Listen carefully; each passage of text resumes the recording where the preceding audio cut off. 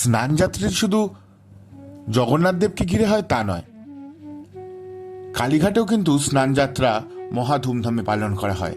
কথিত আছে গর্ভগৃহে কোনো এক স্থানে সতীর বাঁ পায়ের কেড়ে আঙুল রয়েছে, তা এখন শিলাখণ্ডে।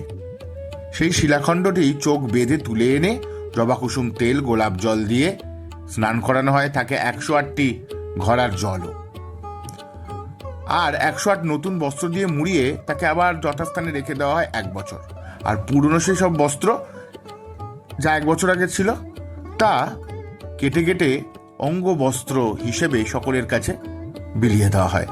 অনেকেই তা নিজের মাদুলির মধ্যে রেখে মনের জোর বানান। তবে হ্যাঁ, স্নান পর্বটি কিন্তু কেউ দেখতে পারেন না, নিযুক্ত হওয়া ব্রাহ্মণেরা চোখ বেঁধে থাকেন। শোনা যায় অনেকেই নাকি আগে কৌতূহল বসে এই বাঁধন খুলে শিলাখণ্ডটি দেখবার চেষ্টা করেছিলেন, কিন্তু তারা কেউ কেউ অন্ধ হয়ে গিয়েছেন, কেউ বা হয়ে গিয়েছেন বাকরুদ্ধ, কথা আর বলতে পারেননি।